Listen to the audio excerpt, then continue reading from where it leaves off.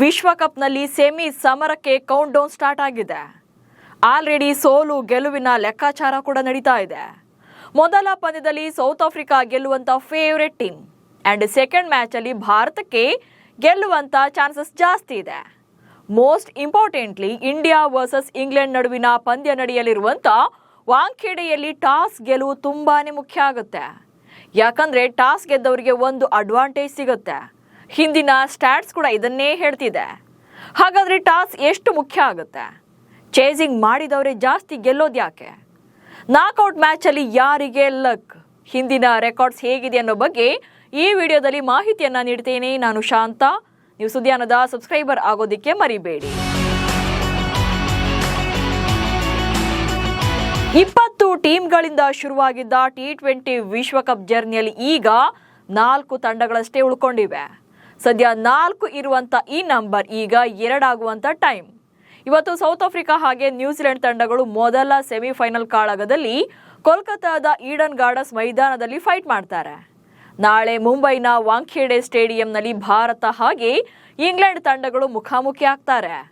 Team India fans ಅಂತೂ ನಾಳಿನ ಪಂದ್ಯಕ್ಕಾಗಿ curious ಆಗಿ ಕಾಯ್ತಿದ್ದಾರೆ. ಅಂಡ್ ಟಿಕೆಟ್ಸ್ ಅಂತೂ ಕಂಪ್ಲೀಟ್ ಆಗಿ ಸೋಲ್ಡ್ ಔಟ್ ಆಗಿವೆ. ವಾಂಖೇಡೆಯಲ್ಲಿ ನಡೆಯಲಿರುವಂತಹ ಸೆಮಿಸ್ ಕದನದಲ್ಲಿ ಟಾಸ್ ಕೂಡ ಮುಖ್ಯ ಆಗುತ್ತೆ.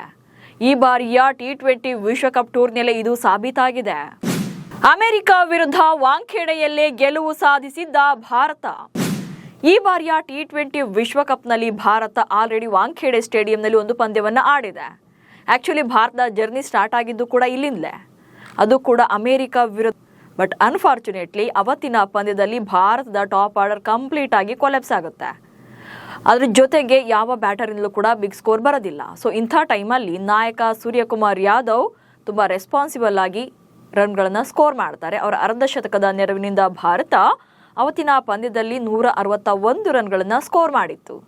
ಆ್ಯಂಡ್ ಡಿಫೆನ್ಸ್ ಮಾಡಿಕೊಳ್ಳುವಲ್ಲಿ ಯಶಸ್ವಿ ಕೂಡ ಆಯಿತು. 29 ರನ್ಗಳಿಂದ ಭಾರತ ಈ ಪಂದ್ಯವನ್ನು ಗೆದ್ದುಕೊಳ್ತು. ಇನ್ನು ಈ ಬಾರಿಯ ಟೂರ್ನಿಯಲ್ಲಿ ವಾಂಖೇಡೆಯಲ್ಲಿ ನಡೆದಿರುವಂತಹ ಪಂದ್ಯಗಳ ಪೈಕಿ ಟಾಸ್ ಗೆದ್ದಿರುವಂಥ 6 ತಂಡಗಳ ಪೈಕಿ 4 ತಂಡಗಳು ಗೆದ್ದಿದ್ದಾರೆ. ಹೀಗಾಗಿ ಟಾಸ್ ಗೆಲುವು ಇಲ್ಲಿ ತುಂಬಾನೇ ಮುಖ್ಯ ಆಗುತ್ತೆ. ಬ್ಯಾಟರ್ಸ್ ಫ್ರೆಂಡ್ಲಿ, ಬೌಲರ್ಸ್ಗೆ ಕಾಡುತ್ತೆ ವಾಂಖೇಡೆ ಪಿಚ್. ಟೀಮ್ ಇಂಡಿಯಾ ಪಾಲಿನ ಐಕಾನಿಕ್ ಸ್ಟೇಡಿಯಂ ಆಗಿರುವಂತಹ ವಾಂಖೇಡೆ ಕ್ರೀಡಾಂಗಣ ಬ್ಯಾಟಿಂಗ್ ಫ್ರೆಂಡ್ಲಿ ಆಗಿದೆ ಅಥವಾ ಪ್ಯಾರಡೈಸ್ ಆಗಿದೆ. ಸ್ಮಾಲ್ ಬೌಂಡ್ರಿಗಳು ಇರೋದ್ರಿಂದ ಹೆಚ್ಚಿನ ಸ್ಕೋರ್ ಅನ್ನ ಇಲ್ಲಿ ನಿರೀಕ್ಷೆ ಮಾಡಬಹುದು. ಜೊತೆಗೆ ಈ ಪಿಚ್ ನ ವೈಶಿಷ್ಟ್ಯ ಏನಂತಂದ್ರೆ ಚೇಸಿಂಗ್ ಮಾಡುವಂತಹ ತಂಡಗಳಿಗೆ ಜಾಸ್ತಿ ಗೆಲುವಿನ ಚಾನ್ಸಸ್ ಇದೆ. ಅಂಡ್ ಎಷ್ಟೋ ಪಂದ್ಯಗಳಲ್ಲಿ ಇನ್ನಿಂಗ್ಸ್ ನ ಕೊನೆಯ ಬಾಲ್ ಗೇಮ್ ಡಿಸೈಡ್ ಮಾಡಿವೆ. ಕೆಲವೊಮ್ಮೆ ಬಿಗ್ ಟಾರ್ಗೆಟ್ಗಳಲ್ಲೂ ಕೂಡ ಚೇಸಿಂಗ್ ಮಾಡುವಲ್ಲಿ ಯಶಸ್ವಿಯಾಗಿದ್ದಾರೆ. ಬೌನ್ಸ್, ಪೇಸ್ ಔಟ್ಫೀಲ್ಡ್ ಹಾಗೆ ಡ್ಯೂ ಇರೋದ್ರಿಂದ ಎರಡನೇ ಇನ್ನಿಂಗ್ಸ್ ಯಾವಾಗಲೂ ಕೂಡ ಸಿಕ್ಕಾಪಟ್ಟೆ ಥ್ರಿಲ್ ಇರುತ್ತೆ. ಇನ್ನು ಟೀಮ್ ಇಂಡಿಯಾ ಪಾಲಿಗೂ ಕೂಡ ವಾಂಖೇಡೆ ಕ್ರೀಡಾಂಗಣ ಅದೆಷ್ಟೋ ಡ್ರೀಮ್ ಗೇಮ್ಗಳಿಗೆ ಸಾಕ್ಷಿಯಾಗಿದೆ. ಅದರಲ್ಲೂ T20 ಫಾರ್ಮೆಟ್ ಅಂತ ಬಂದಾಗ ಇದೇ ಇಂಗ್ಲೆಂಡ್ ವಿರುದ್ಧ ಕಳೆದ ವರ್ಷ ದಾಖಲೆಯ ರನ್ಗಳನ್ನ ಕಲೆ ಹಾಕಿತ್ತು. ಸೊ ಭಾರತದ ಪರ್ಫಾರ್ಮೆನ್ಸ್ ವಾಂಖೇಡೆ ಸ್ಟೇಡಿಯಂನಲ್ಲಿ ಹೇಗಿದೆ, ಈ ಪಿಚ್ನಲ್ಲಿ highest score, lowest score, toss winning percentage ಎಲ್ಲವನ್ನು ಕೂಡ ನೋಡ್ತಾ ಹೋಗೋಣ. ಭಾರತ ಈ ಮೈದಾನದಲ್ಲಿ ಒಟ್ಟಾರೆಯಾಗಿ 7 T20 ಪಂದ್ಯಗಳನ್ನು ಅಂದರೆ 7 ಅಂತಾರಾಷ್ಟ್ರೀಯ ಪಂದ್ಯಗಳನ್ನು ಆಡಿದೆ ವಾಂಖೇಡೆ ಮೈದಾನದಲ್ಲಿ. ಸೊ 5 ಪಂದ್ಯಗಳಲ್ಲಿ ಗೆದ್ದಿದೆ. ಸೊ 7 ಪಂದ್ಯಗಳ ಪೈಕಿ 5ರಲ್ಲಿ ಗೆಲುವನ್ನು ಕಂಡಿದ್ದಾರೆ, 2 ಪಂದ್ಯಗಳನ್ನು ಸೋತಿದ್ದಾರೆ. ಇನ್ನು ವಾಂಖೇಡೆ ಕ್ರೀಡಾಂಗಣದಲ್ಲಿ ಭಾರತದ ಹೈಯೆಸ್ಟ್ ಸ್ಕೋರ್ ಅಂದರೆ ಕಳೆದ ವರ್ಷ ಅಂದರೆ 2025ರ ಫೆಬ್ರವರಿಯಲ್ಲಿ ಬಂದಿತ್ತು. ಸೊ ಇದೇ ಇಂಗ್ಲೆಂಡ್ ಅಂದರೆ ಸೆಮೀಸ್ನಲ್ಲಿ ಎದುರಾಗ್ತಾ ಇರುವಂಥ ಇಂಗ್ಲೆಂಡ್ ವಿರುದ್ಧದ ಪಂದ್ಯದಲ್ಲೇ ಹೈಯೆಸ್ಟ್ ಸ್ಕೋರ್ ಬಂದಿದೆ. ಅಂದರೆ ಟೀಮ್ ಇಂಡಿಯಾದು ಫೆಬ್ರವರಿ 2ರಂದು 20 ಓವರ್ಗಳಲ್ಲಿ 9 ವಿಕೆಟ್ನಷ್ಟಕ್ಕೆ 247 ರನ್ಗಳನ್ನು ಕಲೆ ಹಾಕಿತ್ತು ಟೀಮ್ ಇಂಡಿಯಾ. ಸೊ ಈ ಟಾರ್ಗೆಟ್ ಅನ್ನ ಬೆನ್ನತ್ತಿದಂತ ಇಂಗ್ಲೆಂಡ್ ತಂಡ ಕೇವಲ 97 ರನ್ಗಳಿಗೆ ಆಲ್ಔಟ್ ಆಗಿತ್ತು. ಭಾರತ 150 ರನ್ಗಳ ಬೃಹತ್ ಅಂತರದಲ್ಲಿ ಆ ಪಂದ್ಯವನ್ನ ಗೆದ್ದು ಬೀಗಿತ್ತು. ಅಂಡ್ ಈ ಮ್ಯಾಚ್ ಅಲ್ಲಿ ಅಭಿಷೇಕ್ ಶರ್ಮಾ 135 ರನ್ಗಳನ್ನ ಹೊಡೆದಿದ್ರು. ಈ ಸ್ಟೇಡಿಯಂನಲ್ಲಿ T20ನಲ್ಲಿ ಬಂದಿರುವಂತಹ ಹೈಯೆಸ್ಟ್ ಸ್ಕೋರ್ ಅಂದ್ರೆ 254 ರನ್ಗಳು. ಅಂದ್ರೆ ವಾಂಖೇಡೆಯಲ್ಲಿ T20 ಫಾರ್ಮೆಟ್ ನಲ್ಲಿ ಹೈಯೆಸ್ಟ್ ಸ್ಕೋರ್ 254. ಅದು ಕೂಡ ಈ ಬಾರಿಯ T20 ವಿಶ್ವಕಪ್ ಪಂದ್ಯದಲ್ಲೇ ಬಂದಿದೆ. ವೆಸ್ಟ್ ಇಂಡೀಸ್ ತಂಡ ಜಿಂಬಾಬ್ವೆ ವಿರುದ್ಧದ ಪಂದ್ಯದಲ್ಲಿ ಫಸ್ಟ್ ಬ್ಯಾಟಿಂಗ್ ಮಾಡಿ ಈ ಹೈಯೆಸ್ಟ್ ಸ್ಕೋರ್ ಅನ್ನ ಕಲೆ ಹಾಕಿತ್ತು. ಇನ್ನು ಈ ಸ್ಟೇಡಿಯಂನಲ್ಲಿ ಭಾರತದ ಲೋಯೆಸ್ಟ್ ಸ್ಕೋರ್ ಅಂದ್ರೆ ಅದು ಈ ಬಾರಿಯ T20 ವಿಶ್ವಕಪ್ನಲ್ಲೇ ಬಂದಿದೆ.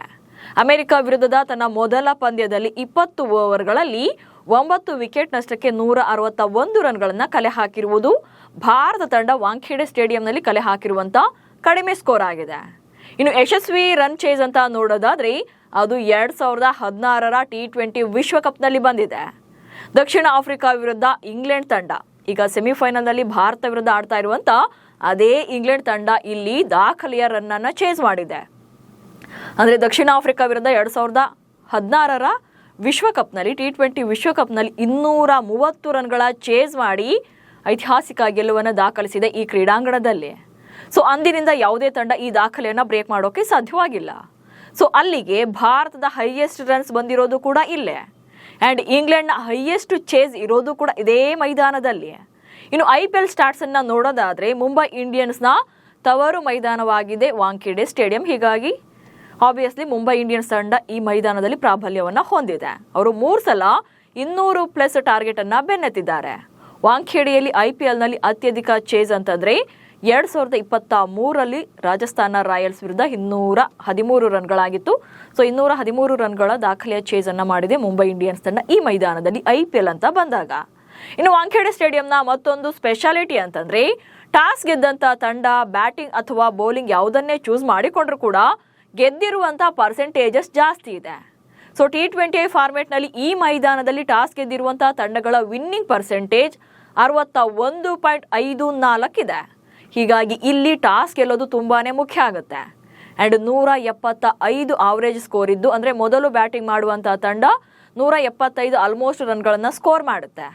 ಆ್ಯಂಡ್ 200 ಎಬೋ ಹೊಡೆದ್ರೆ ಡಿಫೆನ್ಸ್ ಅನ್ನ ಮಾಡಿಕೊಳ್ಬಹುದು, ಅಥವಾ ಬಿಲೋ 200 ಇದ್ರೆ ಡಿಫೆನ್ಸ್ ಮಾಡಿಕೊಳ್ಳೋದು ಮೊದಲ ಬ್ಯಾಟಿಂಗ್ ಮಾಡಿದಂಥ ತಂಡಕ್ಕೆ ಸ್ವಲ್ಪ ಕಷ್ಟ ಅನಿಸಬಹುದು. ಆ್ಯಂಡ್ ಚೇಸಿಂಗ್ ತಂಡಕ್ಕೆ ಅದು ಪ್ಲಸ್ ಆಗುತ್ತೆ 200 ಒಳಗಿದ್ರೆ.